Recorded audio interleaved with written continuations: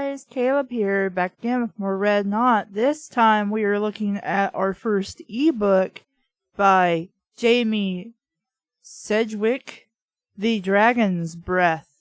Aboard the Great Iron Horse. Number 3. The cover is alright. It's a lot better than many of the covers I've been looking at recently. It kind of has like that feel of, like somebody cut out some like paper stuff in the shape of like, okay, this is going to look like a hat and I'm going to paste it to her hat. This is going to be part of her fan. I'm going to paste it to her fan. And, some kind of cheap looking 3D dragon effects.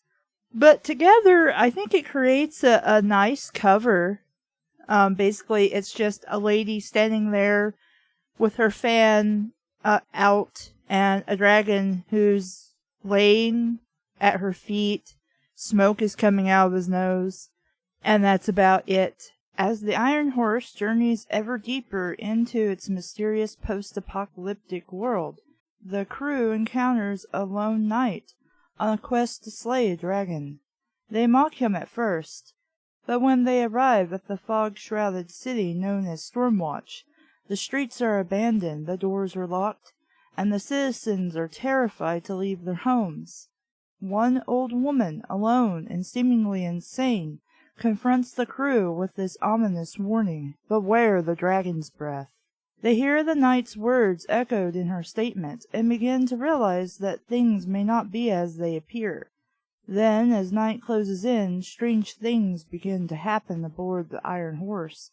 Crew members are attacked by invisible beings and strange mutated creatures.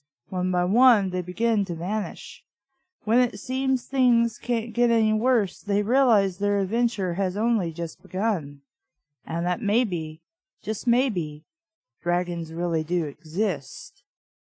You might not be familiar with the genre that it's going with. It's steampunk is what it's called. Basically, steampunk is, in a very basic description, if we never got past using steam to power things like steamboats.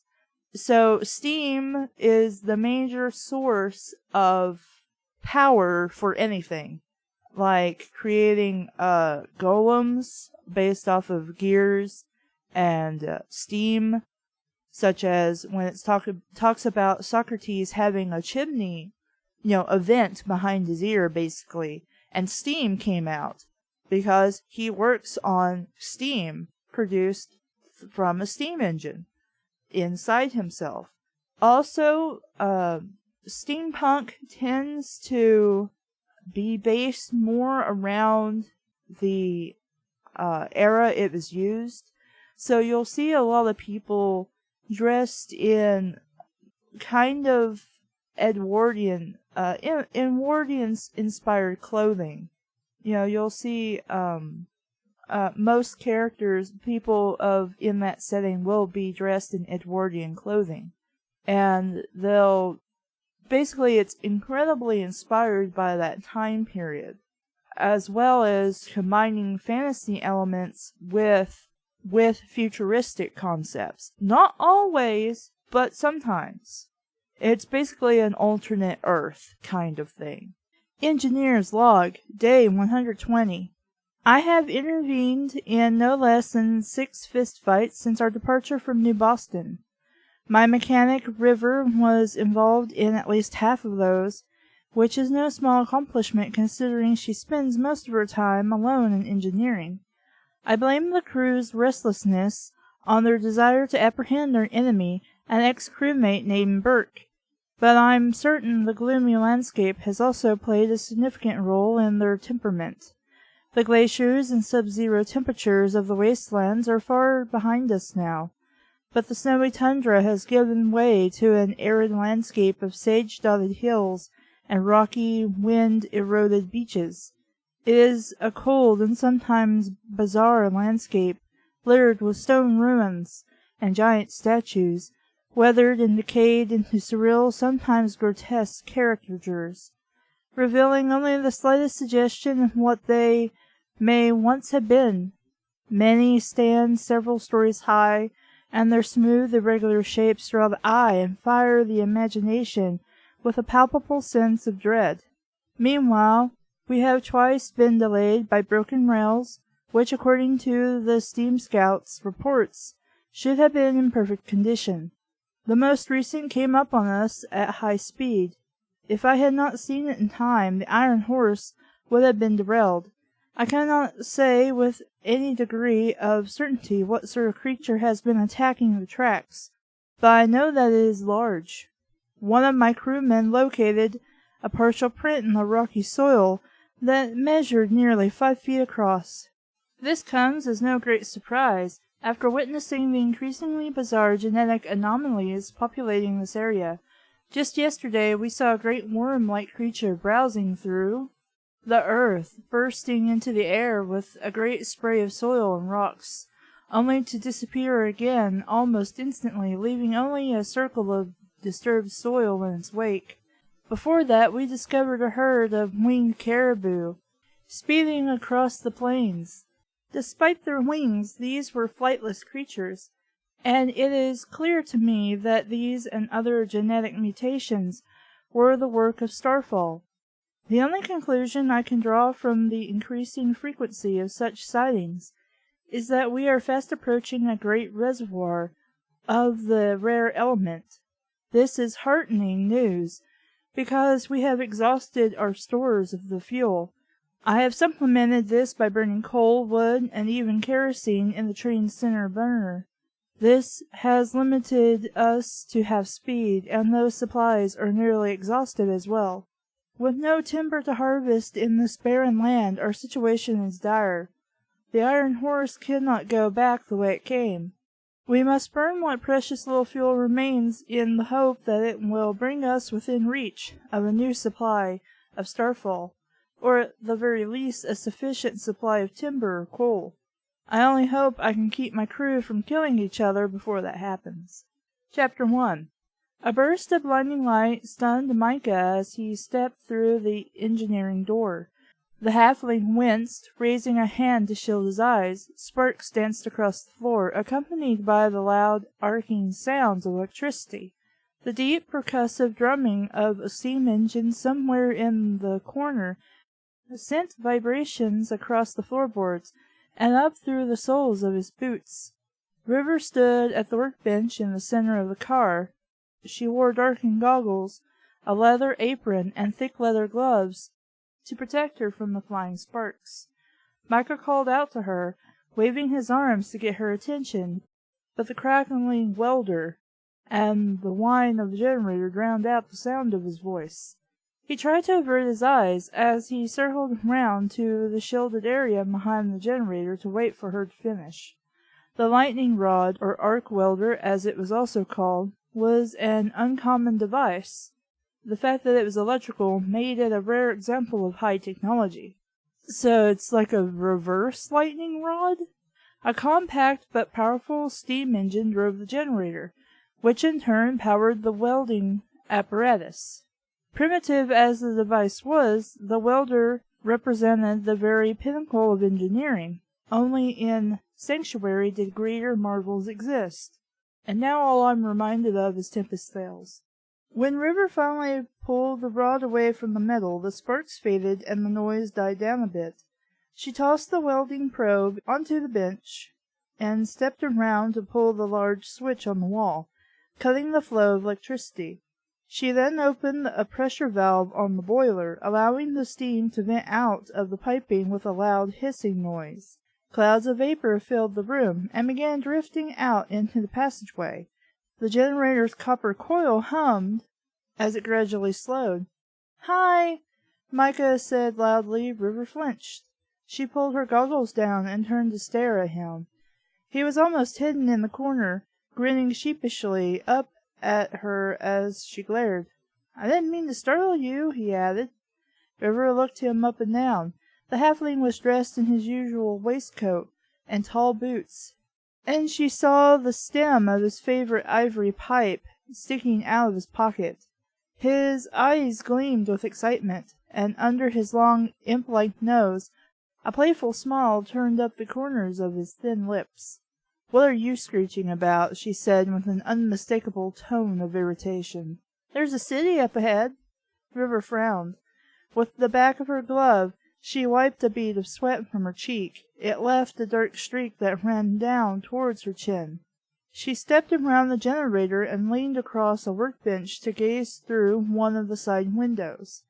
It was late afternoon and the sun was shining through, but a hazy film covered the glass, blurring out the scenery. River threw open the latch, slid the window to the side, and stuck her head out. The roar of the horses' wheels gliding along the double set of railroad tracks came blaring into the room. The chilly wind brought instant tears to River's eyes, and whipped up her long blonde hair in a frenzy. The land speeding past the train was stark, barren. The terrain was flat, or rather layered like hot steel, that had been poured out of a crucible and quickly cooled, forming into unnatural folds, curves, and artificial seeming planes almost as smooth as glass. Patches of obsidian glistened in the afternoon sunlight here and there, like shimmering black lakes and rivers frozen in stone. Okay, so it's just nothing and obsidian stone, for as far as the eye can see.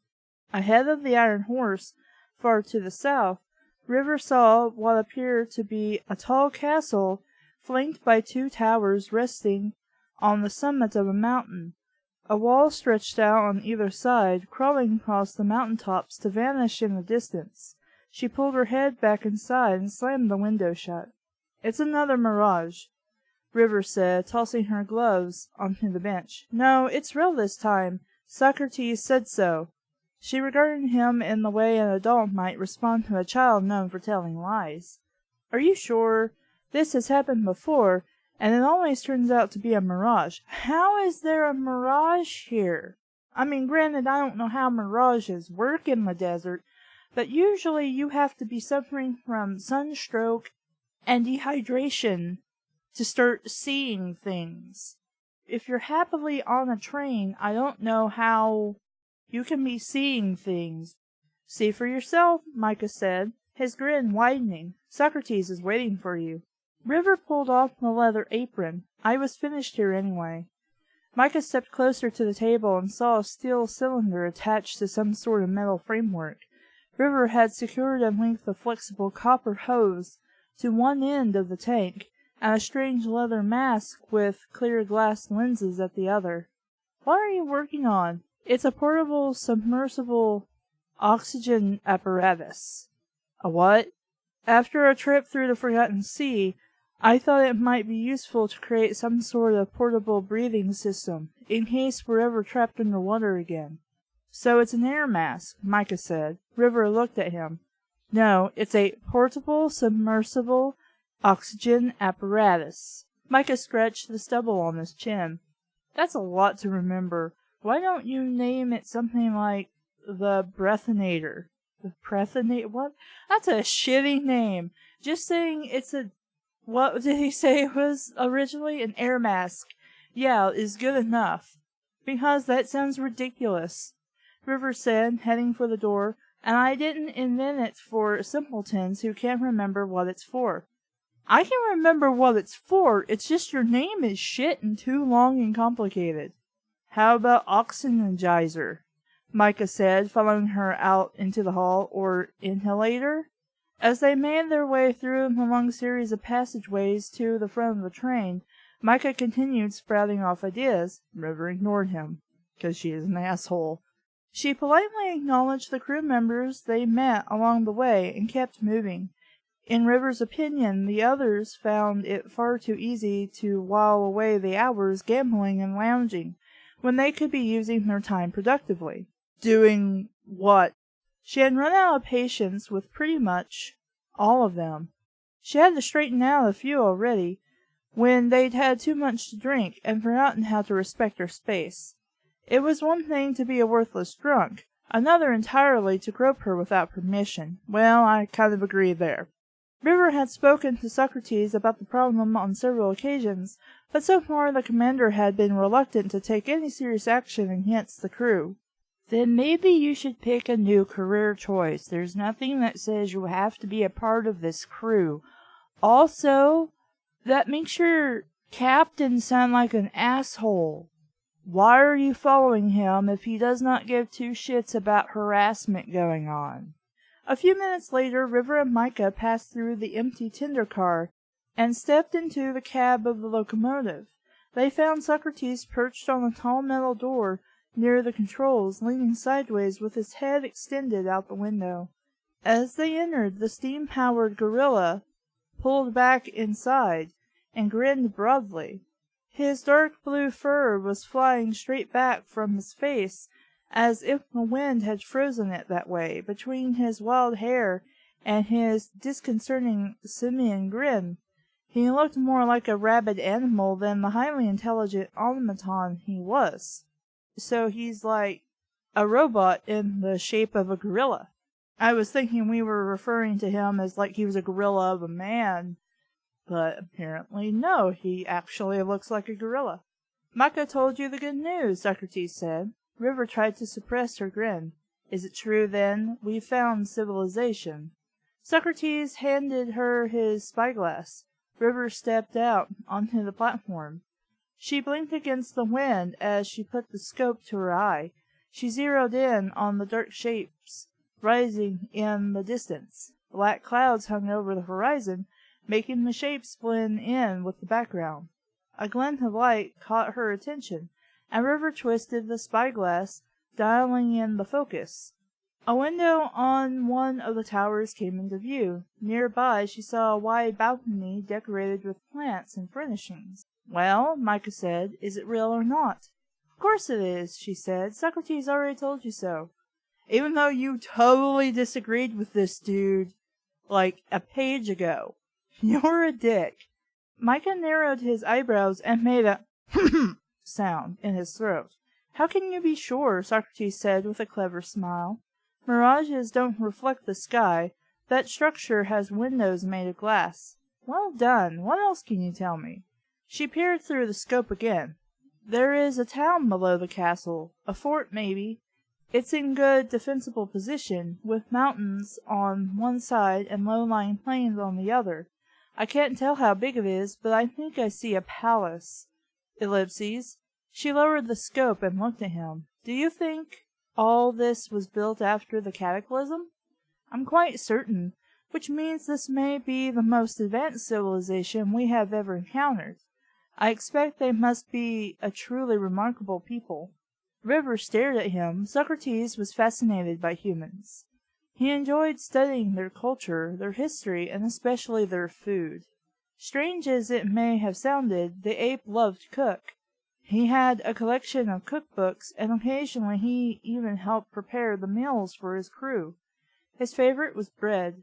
Socrates had hundreds of bread recipes, sweet breads, sourdough breads, herb-seasoned, and even spicy breads. In River's experience, they were all excellent. So, nobody here is human, and I guess humans are a very old species, and probably rare? I hope it's a little more cleared up as I keep reading. Is there any sign of Burke? I saw something over the horizon to the southwest. Burke's lead on us is so great that I couldn't be sure if it was him. Burke was an ex-crew member who had tried to stage a mutiny at the beginning of their journey, and then later sabotaged the train and almost killed the entire crew. While their primary mission was the quest for Starfall, everyone on the train had been looking forward to catching the traitor. River raised the scope, scanning the skies beyond the mountain. She didn't see any sign of Burke's airship, but that didn't mean it wasn't there. Her vision wasn't as sharp as Socrates. He's too fast in that airship, she said. If we stop, we'll never catch him. We don't have a choice. If we don't refuel, we won't be going anywhere at all.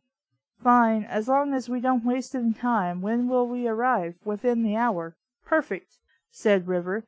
Just enough time to stow the welder and the rest of the equipment. You mean the breathing narrator? Said Micah. River rolled her eyes. No, I mean the portable submersible oxygen apparatus. I've got it, Micah shouted. The cryo-breather. No. She just pulled a cellmate card. Brilliant, said River. I'm pretty sure cryo means frozen. Micah considered that. I think you're right. It did sound good, though. The conversation went on like this as they wandered back to the train. River lost track of Micah when he disappeared into the library car, and the rest of her walk was pleasantly quiet. Because she would have a library car on a train? I mean, we haven't really said, but I assume this train is like a person's house? Like these people live on it. Probably for months to years? So I guess you could, if this is like a portable house. Maybe. Again, we haven't really said, so I have to guess. When she reached the engineering car, the familiar odors of grease and burnt metal welcomed her. As strange as it sounded, the engineering car felt more like home to River than her own bunk room. Oh, well, I would think maybe your own house, but if you live aboard a train, you probably don't have one. In fact, it was probably the closest thing to a home she had since leaving her small shanty back in Avonston, where she had lived with Tinker. That shanty didn't exist anymore. Tinker had blown it up, and himself along with it. Oh, sorry. In order to save her from the Vanguard Sentinels. Whoever that is. After her escape, a human trader known as Overseer Rutherford had captured River and made her into a slave. Is she human or not? I don't know. Rutherford was an ally of the Vanguard invaders. Their engineers had modified his body with steam-powered enhancements that made him incredibly strong, and he had nearly killed River numerous times while she was his captive. Rutherford kept a Talmar healer on hand for just that purpose. To heal her or to kill you? This allowed him to abuse River right to the brink of death, and then have her healed so it could all begin again a few days later. Yeah, he's an asshole. I don't blame you for being like, that guy's a dick. River had eventually killed Rutherford. Not long after, the elf-like Talmar had driven the Vanguards out, largely due to the efforts of River's mother, Breeze, and her half-brother, Crow. These are terrible names for people, but whatever, it's a fantasy story. You're gonna have weird-ass names. Even with the Vanguard's defeat, River knew she would never feel satisfied. Killing every Vanguard in the world couldn't bring back Tinker, or undo the things Rutherford had done to her. I hope they didn't include rape, but I haven't read the previous books, so I don't know. Those memories were hazy, but River still wore the slave collar on her throat like a necklace to remind her. It wasn't just about remembering Rutherford. It was about remembering what can happen when you allow people to have power over you. River would never give anyone the chance to do that again. Well, not everybody who has power over you is a douchebag. But, this guy was an asshole.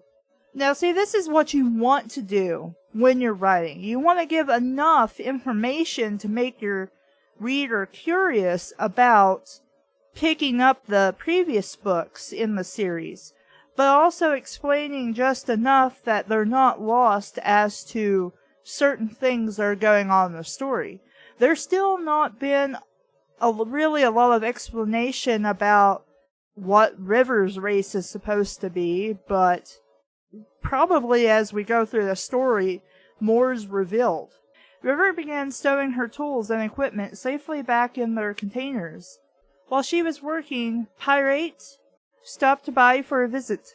The coon was River's pet, a gift from the mayor of Port Haven, a small town they had visited several weeks earlier.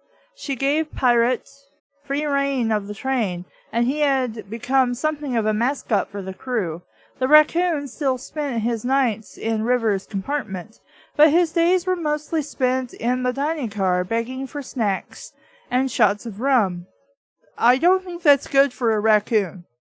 Pirate hopped up onto one of the workbenches and barked at her, trying to get River's attention. She stopped what she was doing to pat him on the head. "Out of bed already?" she said sarcastically. "It's only 4 o'clock in the afternoon." Pirate made a purring noise as he pressed his body up against hers. He looked up into her face and held out a paw. River narrowed her eyes. "I don't have any treats," she said. "I left them in my quarters." Pirate snorted. He leapt off the bench and went scurrying out the door in the direction of the dining car. "Worthless little beggar," River called after him, but Pirate was already gone. A short while later, Socrates let out a blast on the train's steam whistle. His voice came drifting out of the communication pipes. "Stop ahead, prepare to brake." The sound of cheering and clapping came echoing out of the pipes. River smiled. The crew was eager for a change of scenery, and even she couldn't deny a certain sense of relief at the thought of replenishing their supplies.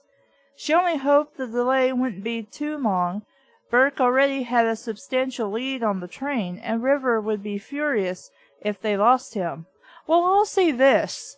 They keep bringing up that this guy is in an airship, and they're on a train with rails.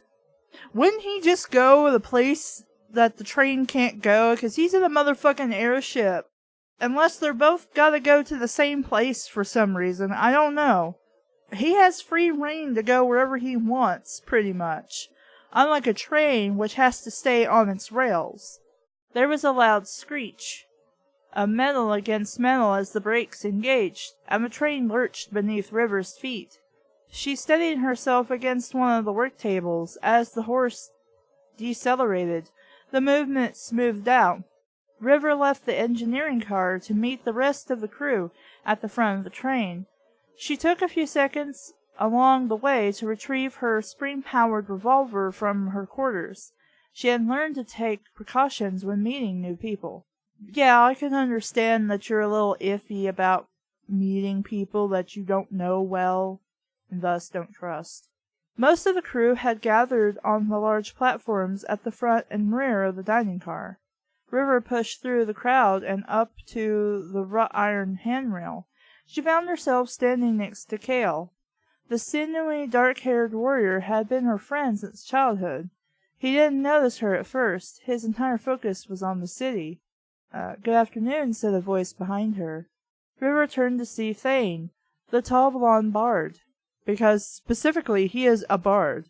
At his side was the gorgeous Shayla, Thane's longtime friend, and the last surviving member of the bloodline to the throne of Astatia. Unfortunately for Shayla, the country had abandoned its monarchy in favor of a democratic system of elected judges and ruling counselors. As always, the two were impeccably dressed. Shayla wore long, elegant black and red skirts, with a tight-fitting bodice and black lace gloves. Dark bangs curled around her cheeks, framing her perfect, delicate features and pouty red lips. Thane wore suede forest-green breeches, tucked into his tall boots, with a long-tailed coat and a top hat. The front of the brim bent down over his eyes, lending him a certain mysterious look. It's a certain mysterious look, not just a mysterious look.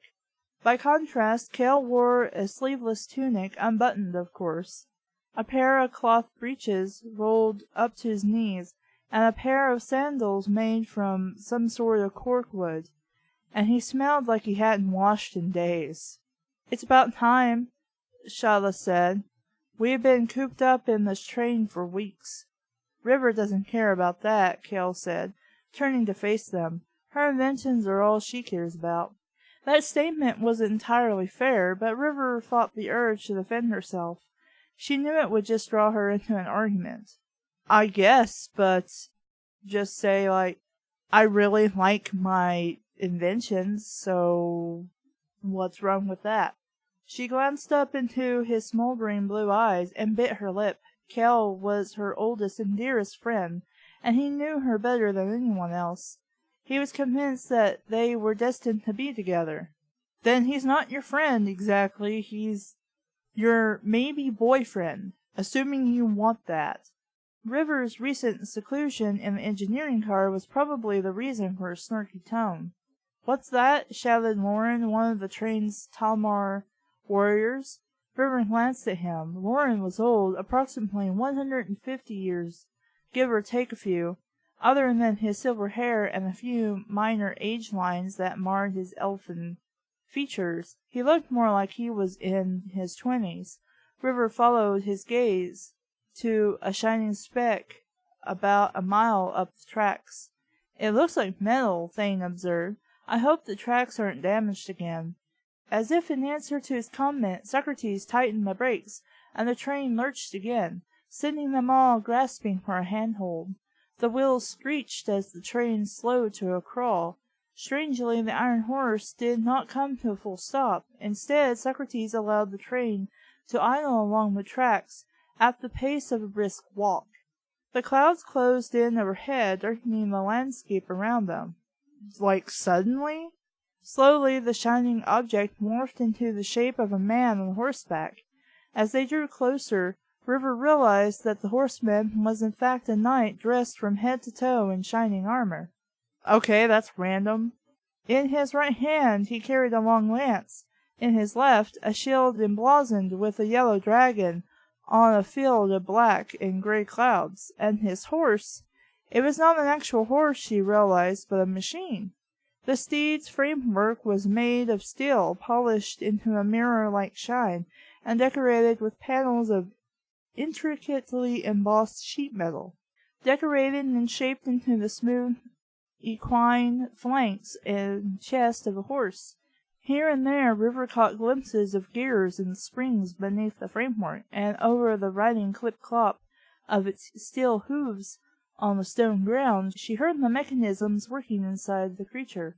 "Ho there!" yelled out Van, the train's cook and bartender. The knight lifted his visor with the tip of his shield. Judging from what River could see of his face, the man appeared to be in his late 20s, just like the other dude we were talking about who was in their 20s, with dark hair and a long mustache. "Greetings, travelers," he said. "I am Sir Elborn of Dragonwall." "Dragonwall?" Micah called out. He was sitting cross-legged on the roof of the rail car up above them. "Is that the name of your city?" "The mountain, little one, just beyond Stormwatch." "I will not be there to greet you upon your arrival, but watch for my return." "Where are you going?" said Sheila. "No, asked Sheila." The knight glanced at her, and his eyes widened. "I am on a quest, fair lady. A journey of great need and importance, perhaps the proudest and most noble adventure of my entire life. It saddens my heart deeply to know that I may never return to gaze upon your fairness." Sheila batted her eyelashes and fanned herself in mock modesty. Kel lowered his voice.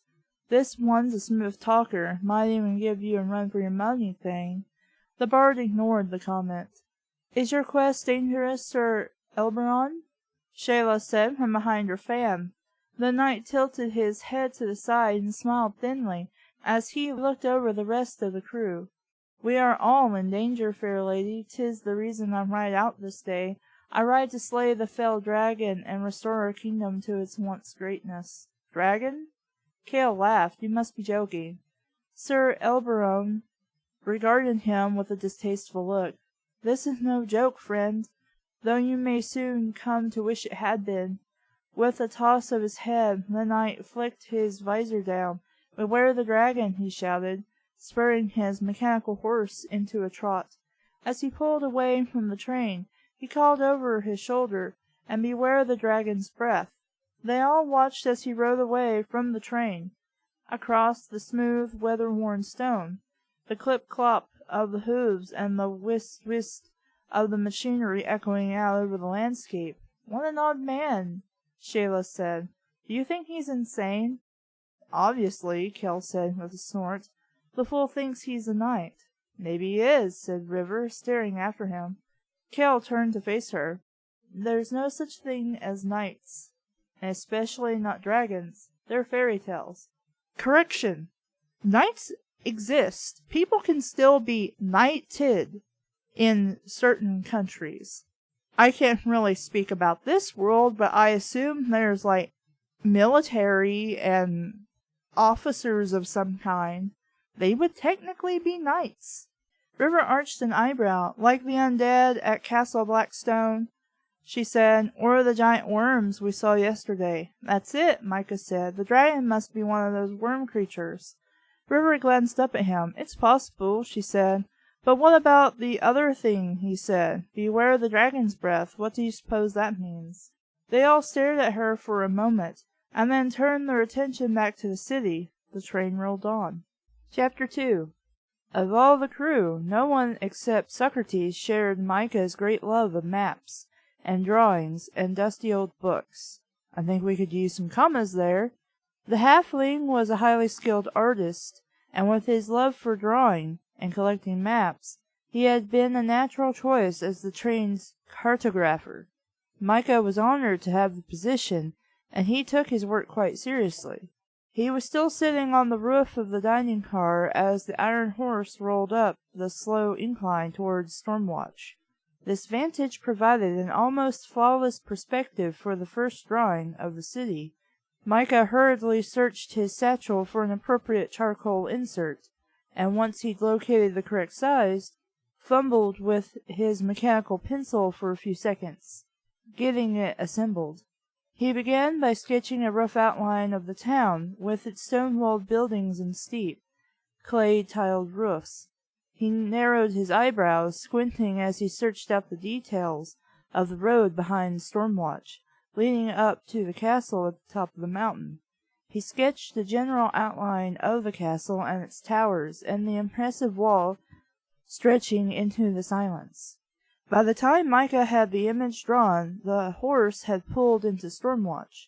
The surrounding buildings blocked out his view of the mountain. He flipped the page and started anew, this time fleshing out more details of the town. Stormwatch was only a small city when compared to New Boston or Sanctuary, but the architecture was nonetheless impressive. The streets of Stormwatch were paved with stone and lined with wrought iron gas lamps. The buildings were constructed of large stone blocks and massive timbers, so that each resembled a small castle.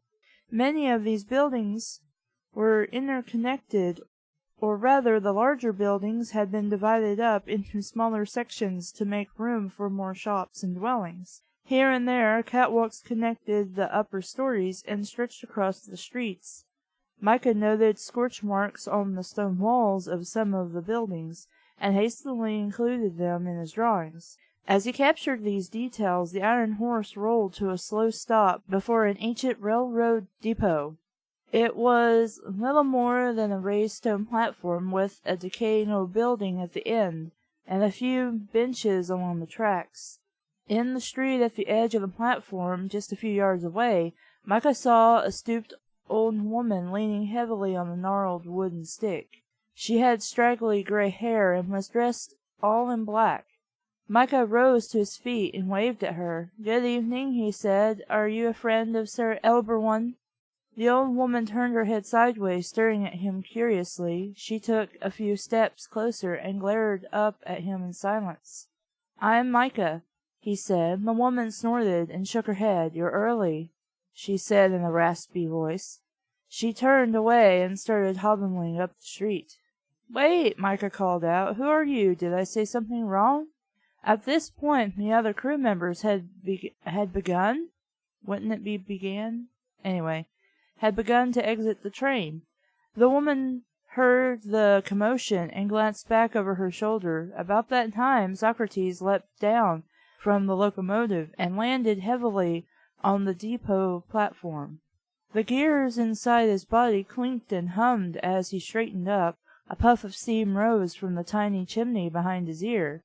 Okay, because that's a thing, I guess. He turned to face the woman. "I'm Socrates," he said in a commanding voice. "This is the Iron Horse, and these people are my crew." The woman stared up at him for a moment. A slow smile turned up the corners of her mouth, and she burst out laughing. Socrates frowned. He looked at the others, trying to discern whether he had missed some sort of joke. He found the rest of the crew equally mystified. "Madam," the ape said, stepping closer to the edge of the platform, Would you please direct me to the town constable or sheriff, or perhaps a mayor? The woman cackled even louder. Mayor indeed, she said. Most excellent. I'd better hurry. She started walking again. Frustrated, Socrates leapt from the platform into the street. Just ahead of her, he covered the distance of several yards and then thudded down in her path. The old woman came to a stop facing him. Madam, please, I mean no disrespect. She raised her stick and smacked Socrates on the thigh. His leg made a hollow metal ringing noise, and her eyes widened. She lowered the stick and then reached out to poke him in the chest with a long bony finger. You're real, she said in amazement. Of course I am, Socrates said, and this is a most unusual welcome. The woman glared up into his face and then twisted slightly, taking them all in with a sweeping glance. Go back, she said, her old voice cracking with volume. She raised her cane and pointed it right at Micah. Go back the way you came before it's too late. I'm afraid that's no option, Socrates said. We're out of fuel. The woman looked at the train and then back at him. Then you too are cursed, just like the rest of us. Climb back into that contraption of yours, lock your doors, and pray. She glanced at the sky, shaking her head before she hurried down the street. Beware the dragon's breath. She called over her shoulder. Socrates stared after her until she disappeared around the corner. What do you suppose that means? Micah said. Do you think there really is a dragon? Perhaps, Socrates said. Or perhaps we've discovered a city full of lunatics, Kel said. Okay, one person talking about dragons existing? Okay, maybe they're full of shit. Another person confirming things that they've said? Okay, they could still be part of some conspiracy nutcases, I guess. But if more than one person is talking about this, I would find it very hard to disbelieve anymore. He was still standing on the platform at the front of the dining car with River, Van, and a few of the others. Socrates motioned for River to join him. They stood on the edge of the platform facing away from the train. Something wrong? River said. I believe so, the ape said in a low voice. Do you notice anything strange about this place? You mean besides the crazy old lady or the knight chasing dragons on his mechanical horse? Socrates grinned. Yes, besides that. Look around you. Look there. I see chimney smoke. I see curtained windows and flower gardens. But where are all the people? Said River. Exactly. Until right now, we really haven't established that there's nobody else here, save for... I guess while discussing the looks of the city with Micah, maybe that's where you're supposed to start to notice he's never talking about people. But until now, our attention should be drawn to that there's really no one or very little people around. Maybe a little sooner and a bit before this conversation. Maybe they're afraid of us. Perhaps. They certainly seem to be afraid of something. River gazed at the eerily quiet streets and the darkened windows. They're watching us, aren't they? I'm certain of it. At any rate, I don't want our crew wandering the streets until we know what's going on here. I'd like you to organize a group to explore the city, select a few good fighters, arm them, and try to find out who's in charge of the place. Find out if there's anyone here not insane. Or people that you think aren't insane. River nodded and disappeared inside the train. Van, Socrates said, turning back to the crew. It is nearly dinner time. Already started, Van said, rolling up his sleeves. It'll be served within the hour. The heavy-set cook disappeared back inside the car. Socrates climbed up onto the locomotive. A moment later, his voice rang out through the communication pipes. Well, when it says onto the locomotive, I think he's standing on it. I think you want to change that to into. All crew, please be advised. For your own safety, do not leave the train without permission.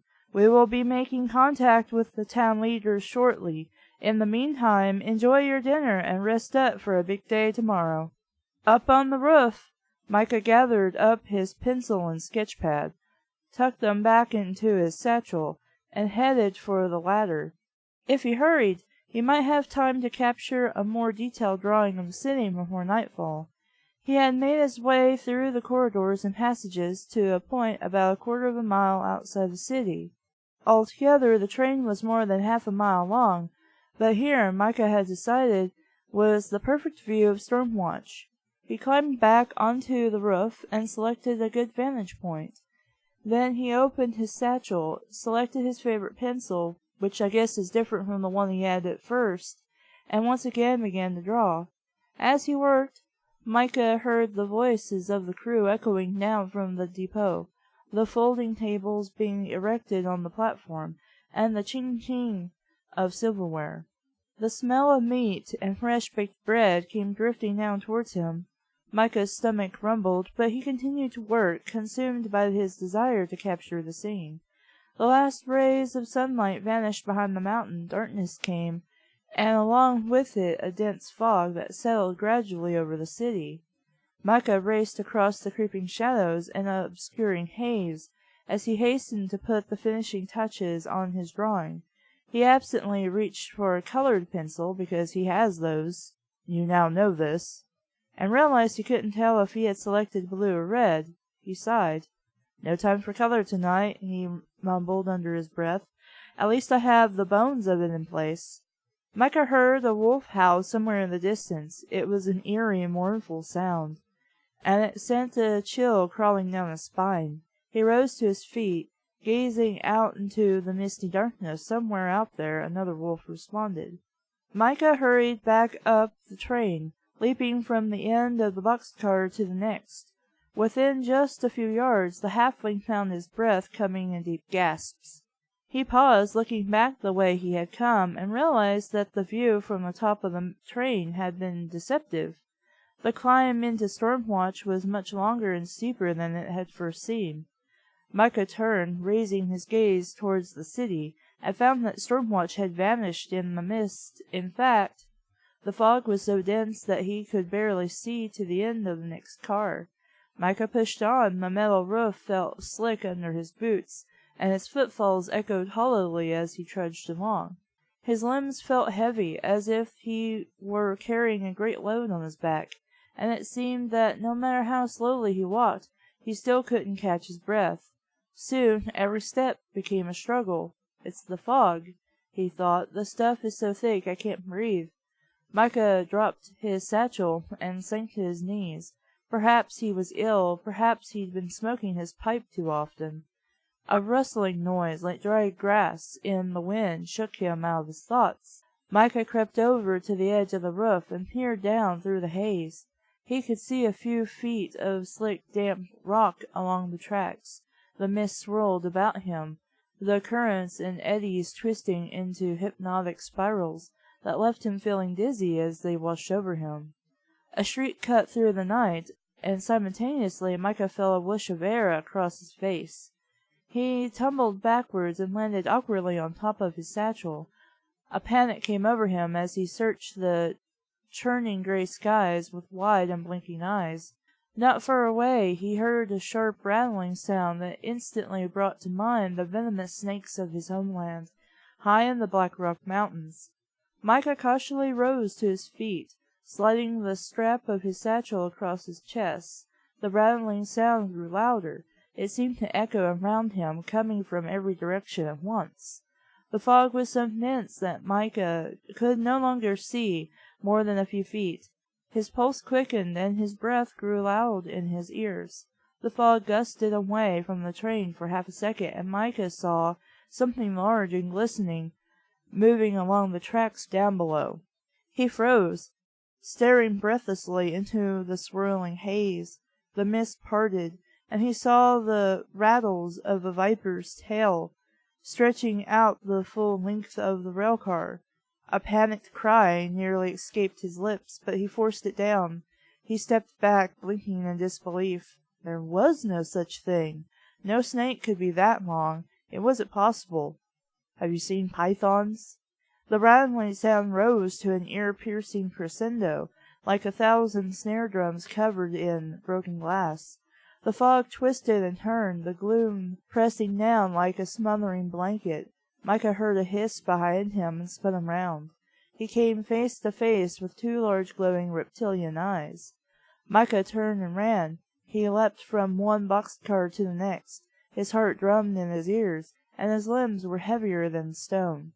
But fear gave him strength. The rattling sound vanished behind him, and an oppressive silence closed in. He leapt to the next boxcar, and then came to a hatch in the roof. He pulled it open. With a quick glance around, he ducked inside and locked the door behind him. Micah climbed down and found himself standing inside an empty boxcar. He stepped out into the hallway, and someone tackled him from behind. Micah hit the floor hard enough to drive the breath out of his lungs. He struggled to breathe. His attacker crawled to his feet and stared down at him. It was Thane. Micah sucked in a deep gasp, and Thane's eyes widened in horror. "No," the bard said, staring down at him. "Devils, no." "What?" Micah gasped. He reached out, expecting a helping hand, back to his feet. Thane shook his head and again cried out, "No!" The bard turned and fled down the passageway towards the back of the train. Still wheezing, Micah rolled over onto his belly and rose to his knees. "Thane, wait! Where are you going?" It was too late. The bard was gone. So what, in some kind of hallucinogenic fog? Micah crawled to his feet and gathered up his satchel. He considered going after his friend, but the bard's strange behavior left him uneasy. Micah had an anxious sense that something truly bizarre was going on. I think you could just say he had a sense or a feeling, really, would be. Seems like we're trying a little too hard by putting anxious there, but it would be accurate, I suppose. He just couldn't think straight enough to figure out what it was. Instead, he continued on his way to the library car. There he would find safety. There he could climb into his attic and curl up with a lantern and a good book. In the midst of this thought, Van came barreling down the hallway, brandishing a pair of razor-sharp cleavers. When the cook caught sight of Micah, he let out a snarl and raised his weapon threateningly. "Van?" Micah said, throwing his hands up. He took a cautious step back. "What are you doing?" "Can't you see it's me, Micah?" Van blinked. Frowning down at him, he lowered the cleavers. "Where'd it go?" he said. "What? Where'd what go?" Van glanced down the hallway behind Micah. His face twisted into a snarl of rage. "Got ya!" he shouted, pushing past the halfling. The cook hurried to the end of the car and began chopping at one of the communication pipes that ran along the wall. Micah watched for a moment, wondering if there was something there or not. He realized that whatever Van thought he saw wasn't really there at all. Micah stepped backwards to the library door and ducked inside. The ringing sound of metal against metal followed him into the room. He slid the door shut and leaned back against it. Micah shook his head, trying to clear his thoughts, but they were fuzzy. Wrong, he thought. Something's wrong. But coherent thought danced out of reach like a bird on the wing. Micah took a dizzy step into the room and felt something twist under his feet. He winced, unable to look down. The shadows slithered around him, the hissing sounds of 1,000 vipers radiating out of the darkness. A few feet away, he caught sight of a ladder leading up to his private quarters in the attic. Micah leapt to the end of the car and flew up the ladder. He took one last peek at the slithering mass of serpents on the floor and slammed the door shut behind him. He lay sprawled on the attic floor, panting, the world tilting awkwardly around him. Chapter 3. After a quick meal, River returned to her bunk room to prepare for her excursion into the city. She found Pirate curled up on the bed, snoring. The coon lifted his head and yawned lazily as she stepped into the room. "You're a lot of help," she said. He closed his eyes and burrowed back into the blankets. River retrieved the keys to the armory and then checked her spring-powered revolver. To be sure the spring was wound. It was. That meant she would have at least 50 accurate shots before it began to lose power. She gently slid the door shut as she left, leaving a crack wide enough for Pirate to pull it open if he wanted to leave.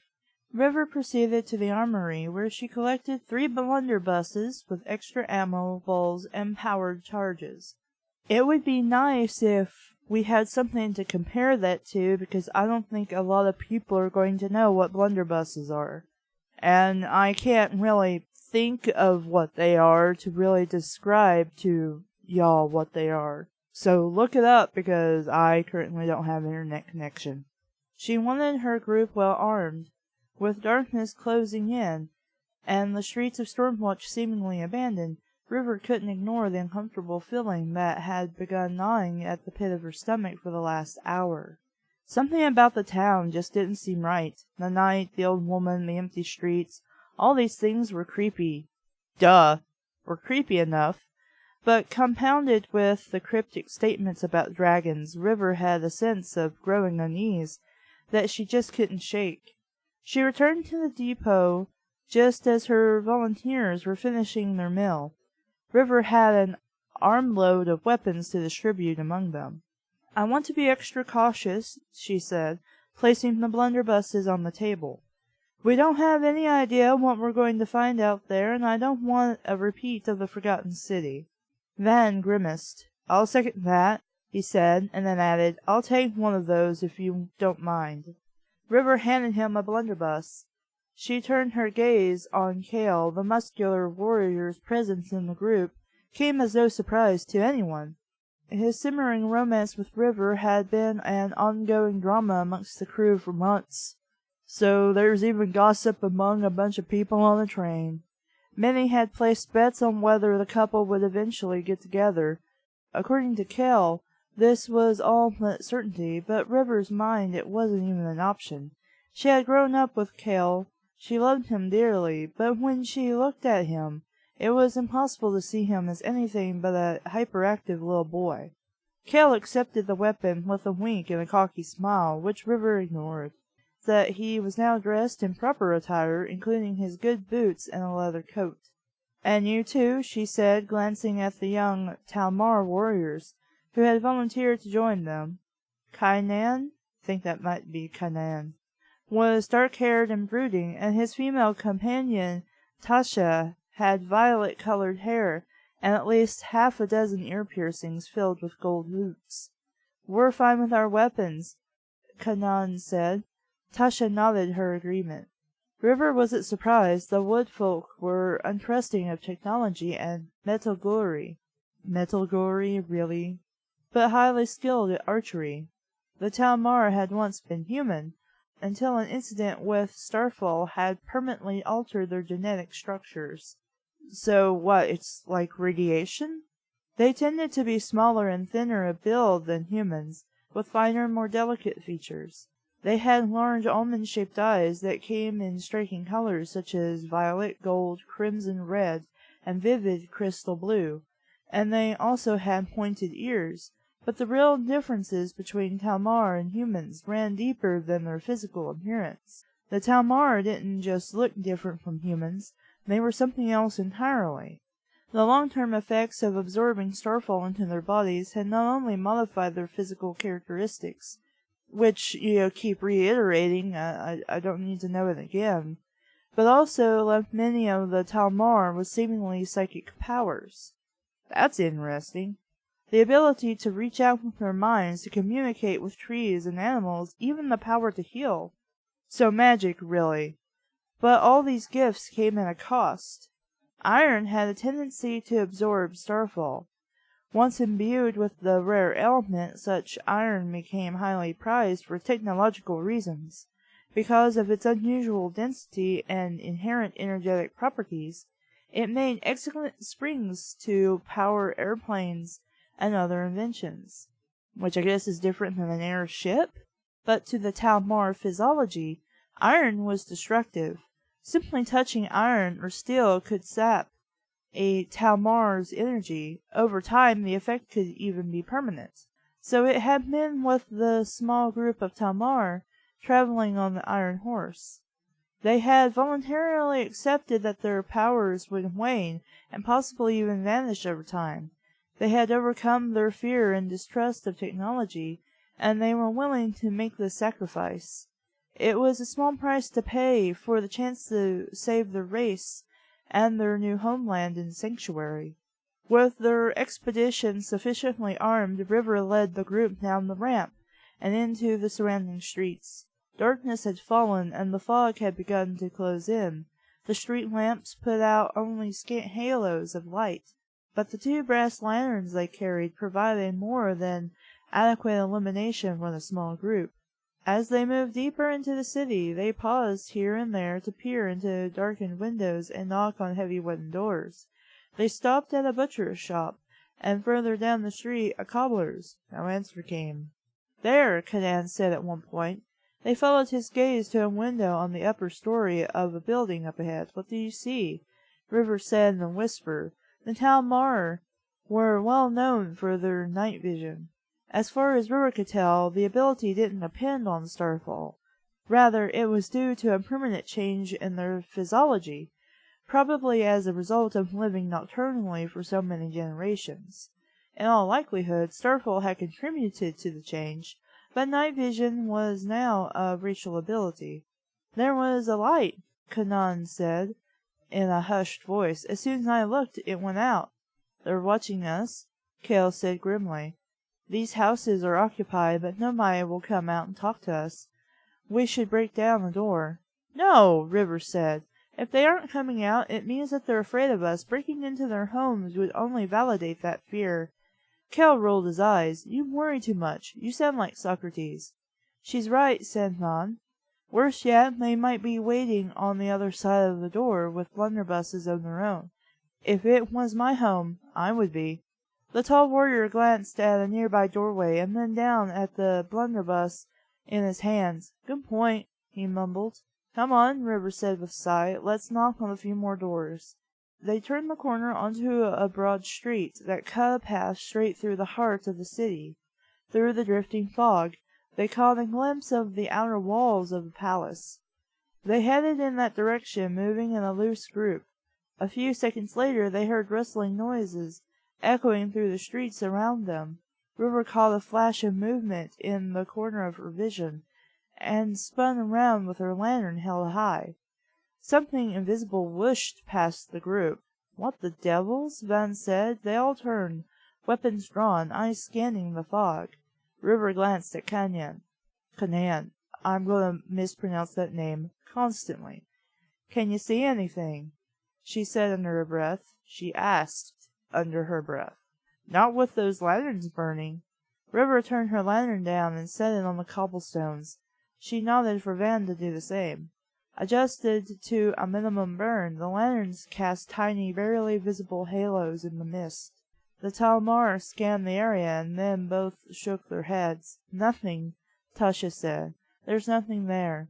As if in response, a dark shadow flew through the center of the group. Kale let out a grunt and stumbled backwards. River reached out and caught him by the arm. As the warrior regained his balance, she noticed a long gash on his arm. Kale held up the wound, displaying a trickle of blood. "It's not a cut," River said, stepping closer. "It looks like a scratch." "It's a beast of some sort," said Tasha. "If it's a beast, then why can't I see it?" said Kanan. "The only animals I can't see in the dark are cold-blooded." That's interesting. "So it's literally like night vision, then." "Like snakes?" said River. "Or a dragon," said Vaughn. They all stared at him. "Just saying, if it happened to be cold-blooded like a snake, you might not see it."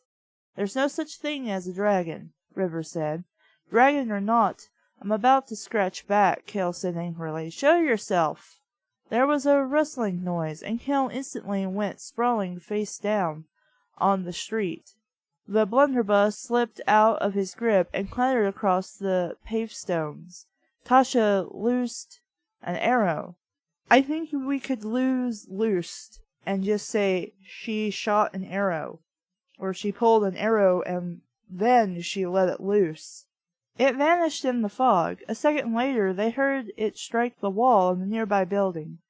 River bent down to retrieve her lantern. Kale crawled to his feet and collected his firearm. River turned the flame all the way up. She looked around at the others, who had to squint against its brightness. If Tamar eyes can't see this thing, maybe what we need is more light, she said. She turned, glancing at the second lantern, which still rested on the cobblestones. Where's Vaughn? He was here just a moment ago, said Tasha. He was right behind us. There, said Kel, up the street. They caught a glimpse of a human figure. There needs to be an A there. They caught a glimpse of a human figure running through the mist. River broke into a sprint, and the others went racing after her. Okay, I have to say, I like it. And despite some of the problems, which mostly come from using old terminology, and the 2 times now where we've asked a question, but instead we've said instead of asked, I have no issues with it. I mean, those are really the only problems that I have. Well, we might need to describe the blunderbuss a little more, but I can tell you that's a gun, and from the way it's been described so far, which is hardly anything at all, you can kind of figure that out. There are things left a lot to imagination, but it's detailed enough in just the right ways most of the time that you're like, okay, I have the information I needed. If I want to know any more, I can go pick up the previous books. Which is how you want to write. I mean, this is pretty much the example of a lot of the things I've been talking about since Unholy Magic. And that's, if you have multiple books in the series, you really have to explain. Without going into so much detail, it's like I'm reading a completely different book. While at the same time, you don't want to just leave your reader hanging, guessing at everything. I have enough information about everything going on that I don't feel lost, and that I'm interested so far that if I really, really wanted to, and I had the money for it, I'd go pick up the other books and probably read those too. So at this point in time, I'd really say that this author pretty much 100% knows what she's doing. And that is great to me, considering all the crap I have read so far on Red Knot. It's insane how much garbage gets published. Or maybe it's just because a lot of this stuff my mother got at dollar stores. I don't know, but I have been reading a lot of crap. And it is refreshing to me to sit down and read a story I only have minor complaints against. And that's great. If you want to pick this up, it's probably on Amazon. I don't know if it's out now or not. I can't check. I'm currently not in a place with internet. But it is published by Timber Hills Press. I have an ebook format. I don't know if it is available as a physical book. I'll probably have all this information down in the description below. And I would truly suggest that if you're interested in the Iron Horse book series, pick it up and pick up the other books. And if she's written anything else, you probably want to pick those up as well. Just make sure you have maybe the internet on hand for things like Blunderbuss and anything else she might talk about. That is all I have to say on The Dragon's Breath by Jamie Sedgwick. It seems thus far like a really good read. So, I'm Caleb and this has been Red Knot. Thank you for listening. Bye!